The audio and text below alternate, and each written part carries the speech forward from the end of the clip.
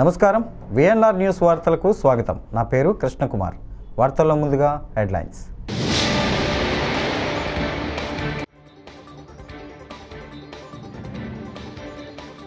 కర్నూలు జిల్లా నేతలతో జరిగిన సమావేశంలో వైఎస్ జగన్ కీలక వ్యాఖ్యలు.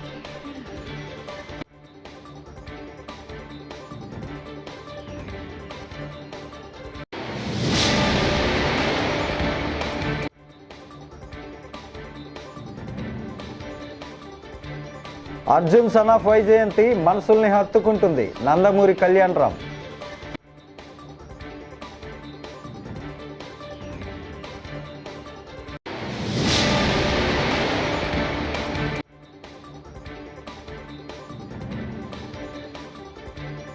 వైఎస్ జగన్ పై భౌతిక దాడులకు టీడీపీ కుట్ర.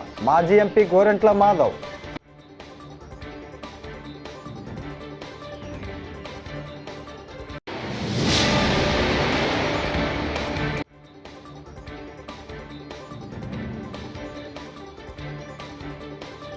రాజ్యాంగంలో రైతుకైనా సీఎంకైనా ఒకటే చట్టం వర్తించాలి.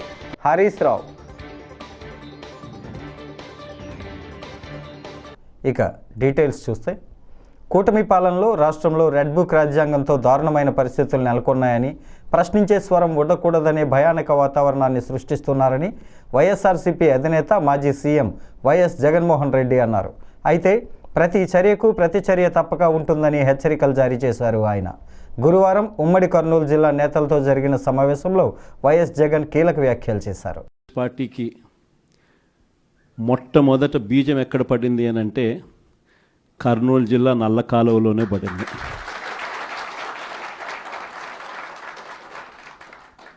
ఆ రోజు కూడా కేవలం ఒక మాట ఇచ్చినాం.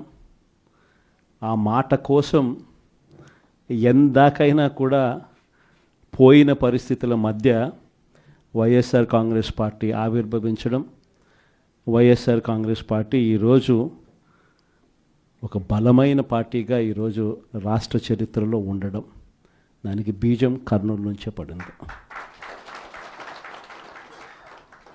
ఆ రోజు నుంచి నాతోనే అడుగులు వేశారు చాలామంది.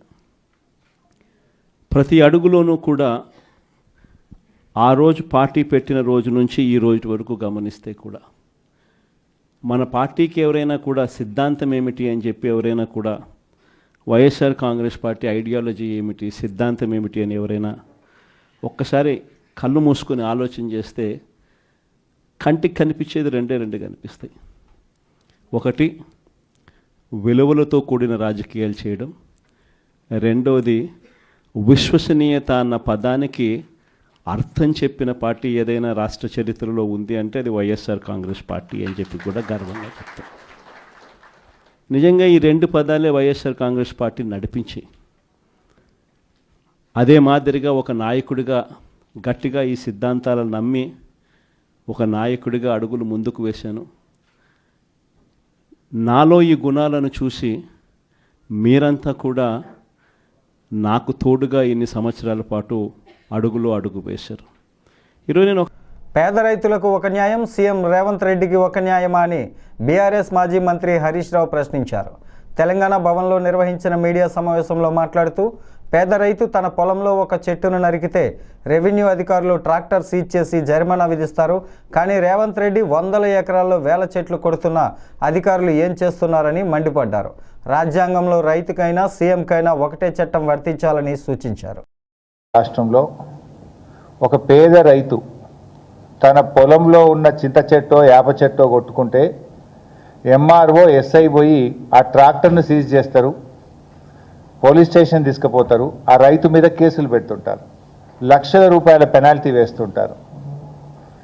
మరి ఇక్కడ వేలాది చెట్లు వందలాది ఎకరాల్లో నరుకుతూ ఉంటే ఏం చేస్తున్నట్టు, రెవెన్యూ వ్యవస్థ ఏం చేస్తున్నట్టు, ఫారెస్ట్ డిపార్ట్మెంట్ ఏం చేస్తున్నట్టు, ఎందుకు కళ్ళు మూసుకున్నారు అంటే పేద రైతుకో న్యాయం, రేవంత్ రెడ్డికో న్యాయం ఉంటుందా? న్యాయం అనేటువంటిది, చట్టం అనే దానికి అది ముఖ్యమంత్రి అయినా ఒక రైతు అయినా అందరూ సమానమే. రాష్ట్రంలో ఒక పేద రైతు తన పొలంలో ఉన్న చింత చెట్టో యాప చెట్టో కొట్టుకుంటే ఎంఆర్ఓ ఎస్ఐ పోయి ఆ ట్రాక్టర్ను సీజ్ చేస్తారు, పోలీస్ స్టేషన్ తీసుకుపోతారు, ఆ రైతు మీద కేసులు పెడుతుంటారు, లక్షల రూపాయల పెనాల్టీ వేస్తుంటారు. మరి ఇక్కడ వేలాది చెట్లు వందలాది ఎకరాల్లో నరుకుతూ ఉంటే ఏం చేస్తున్నట్టు, రెవెన్యూ వ్యవస్థ ఏం చేస్తున్నట్టు, ఫారెస్ట్ డిపార్ట్మెంట్ ఏం చేస్తున్నట్టు, ఎందుకు కళ్ళు మూసుకున్నారు? అంటే పేద రైతుకో న్యాయం, రేవంత్ రెడ్డికో న్యాయం ఉంటుందా? న్యాయం అనేటువంటిది, చట్టం అనే దానికి అది ముఖ్యమంత్రి అయినా ఒక రైతు అయినా అందరూ సమానమే. అర్జున్ సన్ ఆఫ్ వైజయంతి చిత్రం ప్రేక్షకుల మనసుల్ని హత్తుకుంటుందని నటుడు కళ్యాణ్ రామ్ అన్నారు. ఆయన విజయశాంతి తల్లి కొడుకులుగా నటించిన ఈ సినిమా ఏప్రిల్ 18న విడుదల కానుంది. ఈ నేపథ్యంలో ప్రమోషన్స్లో భాగంగా కళ్యాణ్ రామ్ తిరుపతిలో సందడి చేశారు. ఈ సినిమాని అందరూ తల్లిదండ్రులతో కలిసి చూడాలని కోరారు. ఏప్రిల్ 18న మా cinema Arjun son of Vyjayanthi విడుదలవుతుంది. మీరందరూ చూసి ఆశీర్వదిస్తారని మనస్ఫూర్తిగా కోరుకుంటున్నాను. సోమవారం దర్శనం జరిగింది, ఆయన ఆశీస్సులు తీసుకున్నాం. ఏప్రిల్ 18 మీ ఆశీస్సుల కోసం వెయిట్ చేస్తున్నాను. ఈ సినిమా డెఫినెట్ గా మీకు గుర్తుండిపోయే సినిమా అవుతుందండి. నేను టీజర్ లాంచ్ అప్పుడు చెప్పాను, డెఫినెట్ గా మీ అందరి మనసులకు హత్తుకుంటుందని మనస్ఫూర్తిగా కోరుకుంటున్నాను. ఈ సినిమా చూస్తే డెఫినెట్ గా ఫస్ట్ షో మన మదర్స్ తో చూడకపోయినా ఇంటికి వెళ్ళి మన అమ్మల్ని మన తల్లిదండ్రులను తీసుకొచ్చి వాళ్ళకి డెఫినెట్ గా మీరు చూపిస్తారని నేను మనస్ఫూర్తిగా. వెరీ ఎమోషనల్ ఫిలిం అండి. అంటే ఇందాక శ్రీకాంత్ గారు చెప్పినట్టు మన చాలా సినిమాల్లో తండ్రి కొడుకుల మధ్య విభేదాలు రావటం, ఒక ఐడియాలజికల్ డిఫరెన్సెస్ రావటం, లేకపోతే మిస్అండర్స్టాండింగ్ ఉండటం, ఇప్పటి వరకు మన తెలుగు సినిమాలన్నీ అలానే జరిగినాయి. Very strong mother. ఒక ఎన్నో అంటే ప్రతి మదర్ ప్రతి పేరెంట్ పిల్లల మీద ఎన్నో ఆశలు పెట్టుకుంటారండి. అది తప్పులేదు, అది మన డెఫినెట్లీ ఇట్స్ రైట్ ఫాదర్. ఇప్పుడు వాళ్ళు పెట్టుకున్న ఆశలు నెరవేరకపోతే ఏమవుతుంది, what went through both of them, వాళ్ళిద్దరి మధ్య సంఘర్షణ ఏంటి, ఏం టాపిక్, ఏం జరిగింది, అదంతా మీరు సినిమాలో చూస్తారు. So it's definitely first time mother and son conflict film ఇది. అంటే కథ చెప్పినప్పుడే డైరెక్టర్ గారు మేము మాట్లాడుకున్నప్పుడు ఒక విషయం మేము అనుకునే వాళ్ళం, అంటే ఆయన కథ రాసింది కూడా అలానే ఆలోచనలో రాశారు. ఇప్పుడు కర్తవ్యంలో విజయశాంతి గారు మనందరికీ ఎన్నో సంవత్సరాల నుంచి గుర్తుండిపోయింది. One of the like no ఆమె I think it made a lady super star అనే ట్యాగ్ తీసుకొచ్చిన సినిమా కర్తవ్యం. అప్పటి వరకు ఒక స్ట్రాంగ్ ఉమెన్, ఒక పోలీస్ ఆఫీసర్ పాత్ర వేస్తున్నారా లేదా నాకు అంత గుర్తులేదు, కానీ it was first of its kind film. So ఇప్పుడు అంత స్ట్రిక్ట్ పోలీస్ ఆఫీసర్, అంత ఆవిడ ఎథిక్స్ ఉండి లైక్ యూనో ఒక పోలీస్ అధికారిగా కానీ ఒక రూల్స్ అండ్ రెగ్యులేషన్స్ లో ఉండే మదర్ కి ఒక సన్న పుడితే అతని పేరు అర్జున్ అయితే ఏంటి, వాళ్ళిద్దరి మధ్య కాన్ఫ్లిక్ట్ ఎలా ఉంటుంది అని మేము టీజర్లోనే చెప్పాం. అదే మా సినిమా. Z+ కేటగిరీ ఉన్న మాజీ ముఖ్యమంత్రి వైఎస్ జగన్కు కూటమి ప్రభుత్వం భద్రతను తగ్గించడం వెనుక కుట్రకోణం ఉందని మాజీ ఎంపీ వైఎస్ఆర్సీపీ అధికార ప్రతినిధి గోరంట్ల మాధవ్ అన్నారు. తాడేపల్లి వైఎస్ఆర్సీపీ కేంద్ర కార్యాలయం వద్ద మీడియాతో మాట్లాడుతూ ఒక ప్రణాళిక ప్రకారం భద్రతను తొలగించడం ద్వారా వైఎస్ జగన్కు హాని కలిగించే పరిస్థితిని సృష్టిస్తున్నారని ఆందోళన వ్యక్తం చేశారు. కౌంటర్ ఇంటెలిజెన్స్ వారు అందరూ కలిసి ఒక రివ్యూ జరిగినప్పుడు ఆ రివ్యూలో ఇతను హైయెస్ట్ థ్రెట్ కలిగి ఉన్నారు అసాంఘిక శక్తులతో, కాబట్టి జగన్మోహన్ రెడ్డి గారికి Z+ భద్రత అవసరము అని కౌంటర్ ఇంటెలిజెన్స్ వారు నిర్ణయించడం జరిగింది. దాని మేరకు గౌరవ జగన్మోహన్ రెడ్డి గారు ఈ రాష్ట్రంలో ఎక్కడ పర్యటించినా ఆయనకు 3 అంచెల భద్రతను కల్పించాల్సిన బాధ్యత రాష్ట్ర ప్రభుత్వం పైన ఉంటుంది. ఇది రాష్ట్ర ప్రభుత్వం గుర్తించాలి. ఆయన ఇంటి దగ్గర ఉన్న భద్రతను మినహాయిస్తే ఈ రాష్ట్రంలో ఏ ప్రాంతానికి వెళ్ళినా, ఏ సమయంలో వెళ్ళినా వేలాది మంది జనము గుమిగూడుతూ ఉన్నారు. వారిని కంట్రోల్ చేసే బాధ్యత, వారిని ఒక ఆర్డర్లో పెట్టే బాధ్యత ఈ రాష్ట్ర ప్రభుత్వానికి ఉంటుంది. అలాంటిది మొన్న జగన్మోహన్ రెడ్డి గారు రామగిరి మండలానికి వచ్చినప్పుడు పోలీసు ఎలాంటి వైఫల్యం చెందిందో, ఎలా ఫెయిల్యూర్ అయిందో మనమందరం కూడా ప్రత్యక్షంగా చూసినాం. దీని మీద హోమ్ మినిస్టర్ గారు రెస్పాండ్ అవుతూ 1100 మందిని పోలీస్ వ్యవస్థను డిప్లాయ్ చేసినామనే మాటను అనిత గారు మాట్లాడడం జరిగింది. అమ్మ అనిత గారు, మీరు 1100 మందిని డిప్లాయ్ చేస్తే వారు హెలికాప్టర్ను ప్రొటెక్ట్ ఎందుకు చేయలేకపోయినారు? ఎందుకు చేయలేకపోయినారంటే నేను చెప్తున్నాను, మీరు శ్రద్ధగా వినండి. దీని మీద మరొకసారి జగన్మోహన్ రెడ్డి గారి పర్యటనను జాగ్రత్తగా చూసుకోండి. బాడుకోకు బారాన, మాల్ ఓనర్కు చారాన అన్నట్లు మీ డిప్లాయ్మెంట్ ఉంది. అది ఎట్లా అంటే, మీరు పెట్టిన 1100 మంది పోలీస్ సిబ్బందిని పరిటాల సునీతమ్మ ఇంటి దగ్గర కొందరిని, పరిటాల రవి సమాధి దగ్గర కొందరిని, అదేవిధంగా మొన్న లింగమయ్యను హత్య చేసిన ముద్దాయిల ఇండ్ల దగ్గర సగం మందిని డిప్లాయ్ చేసి, ఎవరైతే జగన్మోహన్ రెడ్డి గారిని చూడడానికి వైఎస్ఆర్ కాంగ్రెస్ పార్టీ కార్యకర్తలు కానీ లీడర్లు కానీ వస్తున్నారో వారిని కంట్రోల్ చేయడానికి మిగతా పోలీసును 4 భాగాలు చేసి మీరు అక్కడ పెట్టడం జరిగింది. జగన్మోహన్ రెడ్డి గారి దగ్గరికి వచ్చే వరకు ఆ హెలికాప్టర్ దగ్గర గార్డు సరిగా లేదు. అదేవిధంగా లింగమయ్య ఇంటి దగ్గరికి జగన్మోహన్ రెడ్డి గారు పోయినప్పుడు అక్కడ మెటల్ డిటెక్టర్ లేదు, డిఎఫ్ఎండి లేదు, లేక అక్కడ పోలీస్ వ్యవస్థ కూడా చాలా జగిత్యాలలో అంతర్జిల్లా దొంగను పోలీసులు పట్టుకున్నారు. అతడి నుంచి 25 లక్షల విలువ చేసే బంగారు ఆభరణాలను స్వాధీనం చేసుకున్నారు. నిందితుడు మంచిర్యాల జిల్లాకు చెందిన బక్కశెట్టి కొమరయ్యగా గుర్తించారు. ఇప్పటి వరకు అతను 25కు పైగా దొంగతనాలకు పాల్పడినట్లు జగిత్యాల ఎస్పీ అశోక్ కుమార్ తెలిపారు. కేసు నమోదు చేసి నిందితుడిని రిమాండ్కు తరలించారు.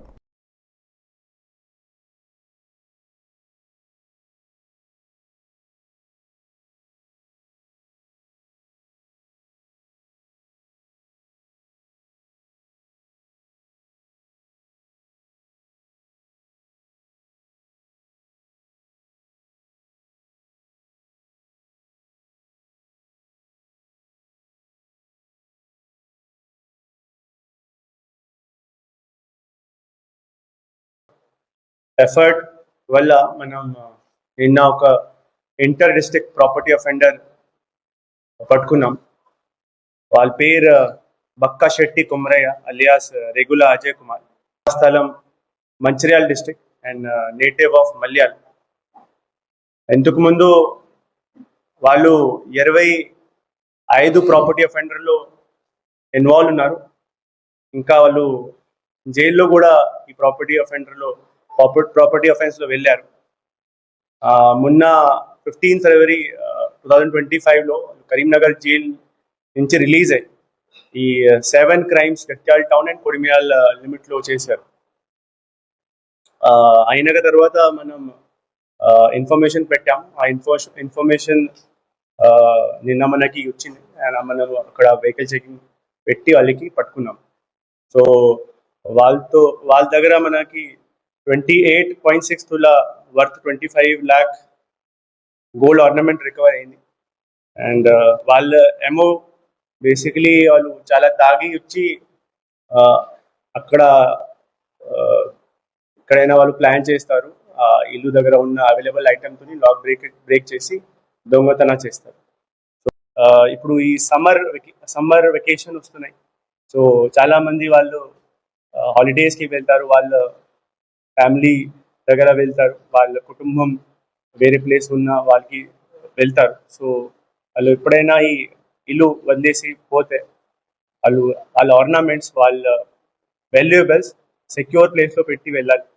రాష్ట్రంలో అధికార పార్టీ నేతలు కొందరు పోలీసులు కలిసిపోయి ప్రజాస్వామ్యాన్ని కూని చేస్తుంటే చూస్తూ ఊరుకోమంటారా అని మాజీ మంత్రి వైఎస్ఆర్సీపీ గుంటూరు జిల్లా అధ్యక్షుడు అంబటి రాంబాబు కూటమి ప్రభుత్వాన్ని ప్రశ్నించారు.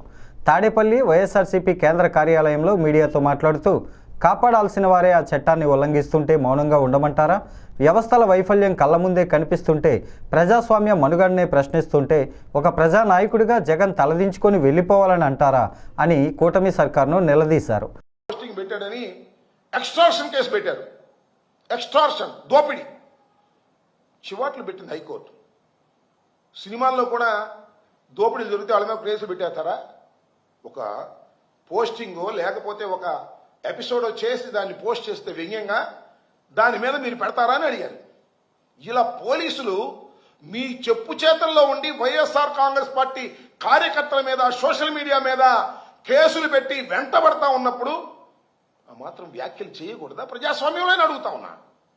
ఈ వ్యాఖ్యలు చేస్తే తప్పు అంట, సైకో అంట, రౌడీ అంట, నిజం చెప్పని వ్యక్తి అంట, ఇలాంటివన్నీ కూడా మాట్లాడేటువంటి పరిస్థితి చేస్తున్నారు. ఎస్, నిన్న జగన్మోహన్ రెడ్డి గారు వెళ్ళారు.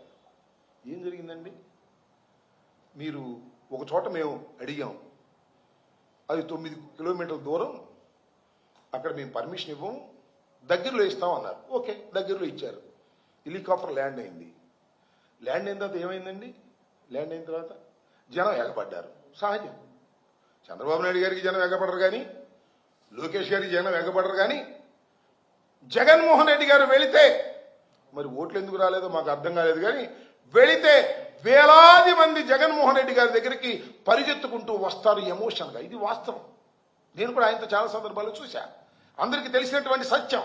వేలాది మంది వచ్చారు, హెలికాప్టర్ మీద దగ్గరికి వచ్చారు చూద్దామని. వాళ్ళు హెలికాప్టర్ని ధ్వంసం చేద్దామనో, జగన్మోహన్ రెడ్డి గారిని ఏదో చేద్దామనో రాలా. ప్రేమతో, అభిమానంతో ముందుగా ఆయనతో కరచాలనం చేసుకోవాలని వచ్చారు. వేలాది మంది వచ్చారు. ఏమి ఇచ్చారండి మీరు? కస్టడీ నాకు ఏమి ఇచ్చారండి? మీరు ప్రొటెక్షన్ ఎక్కడ నాకు అర్థం కాలేదు. ఒకసారి చూడండి విజువల్స్. హెలికాప్టర్ మధ్య, జనం మధ్యలో ఉంది. ఒక కారు ఉన్నట్టుగా హెలికాప్టర్ మధ్యలో ఉంది, జనం మధ్యలో. వేలాది మంది జనం చుట్టూ ఏమి ఇచ్చారు మీరు సెక్యూరిటీ? నేను అడుగుతా ఉన్నా. అదేమంటే హోంమంత్రి గారు అంటూ ఉంటారు, పులివెందుల శాసనసభ్యుడు అని. రెచ్చగొట్టే మాట, కించపరిచే మాట కొద్దిగా మైండ్లో పెట్టుకోండి. ఆయన పులివెందుల శాసనసభ్యుడే. ఇప్పుడు, ఎప్పుడు, ఎప్పటికీ కూడా మాజీ ముఖ్యమంత్రి, గుర్తుపెట్టుకోండి, మాజీ ముఖ్యమంత్రి కుమారుడు. ఎక్కడికి వెళితే అక్కడ లక్షలాది వేలాది మంది జనం వచ్చేటటువంటి ఒక అద్భుత. భవన నిర్మాణ కార్మికులకు కార్మిక శాఖ ద్వారా జారీ చేసిన కార్డు ఉండి మోసపోతున్నారని, ప్రభుత్వం నుంచి బెనిఫిట్స్ వస్తాయని బ్యాంకు ద్వారా చలానా కట్టించుకుంటున్నారని, ఆ సొమ్ము ఎక్కడికి వెళ్తోందో చెప్పాలని సమైక్య అధ్యక్షుడు బొజ్జ రామకృష్ణ డిమాండ్ చేశారు. భవన నిర్మాణ కార్మికుల సమస్యలు పరిష్కరించాలని డిమాండ్ చేస్తూ భవన నిర్మాణ కార్మిక సంఘాల సమైక్య ఆధ్వర్యంలో స్థానిక గోకవరం బస్టాండ్ వద్దనున్న రాజ్యాంగ నిర్మాత డాక్టర్ బిఆర్ అంబేద్కర్ విగ్రహం వద్ద గురువారం ధర్నా నిర్వహించారు. ఈ సందర్భంగా బొజ్జ రామకృష్ణ మాట్లాడుతూ భవన నిర్మాణ కార్మికులు పడుతున్న ఇబ్బందులు, వేదన, ఆవేదన, కన్నీటి బాధలు, కార్మికులపై ప్రభుత్వం అవలంబిస్తున్న మొండి వైఖరికి నిరసనగా భారీ ఎత్తున ధర్నా నిర్వహించామన్నారు. బీఓసీ కార్డుకి 110 రూపాయలు కట్టించుకుంటున్నా కానీ ప్రభుత్వం అసంఘటిత కార్మికుడిగా ముద్ర వేసి తద్వారా రాష్ట్ర ప్రభుత్వం నుంచి బెనిఫిట్స్ వస్తాయని, కార్మికుడి దగ్గర నుంచి బ్యాంకు ద్వారా చలానా కట్టించుకుంటున్నారని, ఆ సొమ్ము ఎక్కడికి వెళ్తోందని నిలదీశారు. కూటమి ప్రభుత్వం ఎన్నికల మేనిఫెస్టోలో ఇచ్చిన హామీలను వెంటనే నెరవేర్చేందుకు ప్రయత్నించాలని డిమాండ్ చేశారు.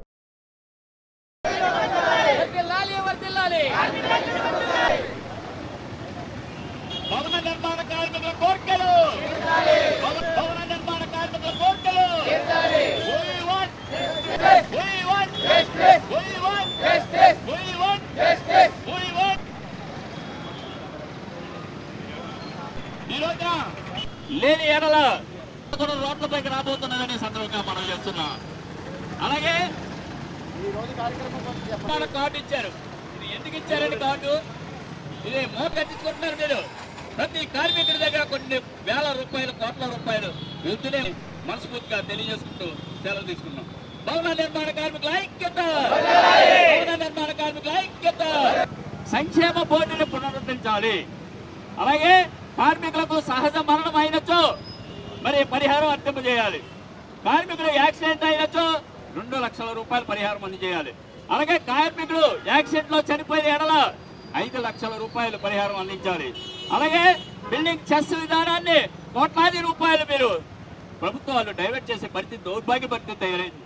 ఈరోజు భవన నిర్మాణ కార్మికులు ఎక్కడో అంతస్తులే పడిపోతే కనీసం లోచుకోలేని దుస్థితిలో ఉన్నదంటే ఈ సందర్భంగా మనం చేస్తున్నాం. అలాగే మరి ఈ రోజున ఆదరణ పథకం ఎవరు పెట్టారండి? కులాల వారీగా పెట్టారు మీరు. అదే మరి ఏదైతే వృత్తిలో ఉన్నారో వారికి వృత్తిపరంగా ఆదరణ పథకాలు వర్తింపజేయాలి మాకు. అలాగే మరి కార్మికులకు 40,000 క్లయింట్స్ నిలిచిపోయి ఉన్నాయి. అవన్నీ కూడా మీరు వెంటనే మాకు మార్గం సుగమం చేయాలి. అలాగే కార్మికులకు వివాహ కానుక 20,000 రూపాయలు అందజేయాలి. మరి కార్మికుల భార్య కానీ కూతురు కానీ డెలివరీ అయినచో 20,000 రూపాయలు అందజేయాలి. కార్మికుల పిల్లలకు చదువు నిమిత్తం స్కాలర్షిప్ అందజేయాలి, కార్మికులకు ఈఎస్ఐ పథకం అందజేయాలి. అలాగే కార్మికులకు మరి ఏదైతే ఈ శ్రమ్ పోర్టల్ అందుబాటులో ఉందో ఈ శ్రమ్ పోర్టల్ కూడా మేము ఒక విషయం చెప్పదలుచుకున్నాం.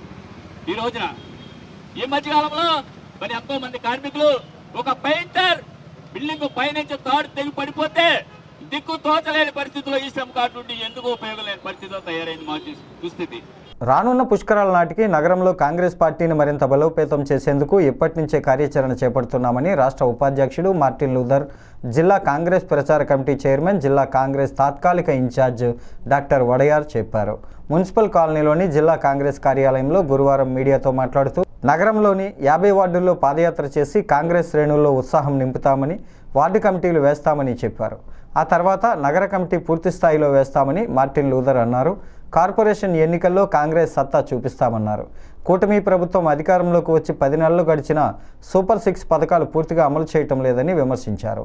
తల్లికి వందనం, యువతకు 20 లక్షల ఉద్యోగాలు, నిరుద్యోగ భృతి, మహిళలకు ఉచిత బస్సు సదుపాయం, మహిళలకు సంవత్సరానికి 20,000, ఆడపిల్లకు నెలకు 1500 వంటి హామీలను ఎప్పుడు అమలు చేస్తారని ప్రశ్నించారు.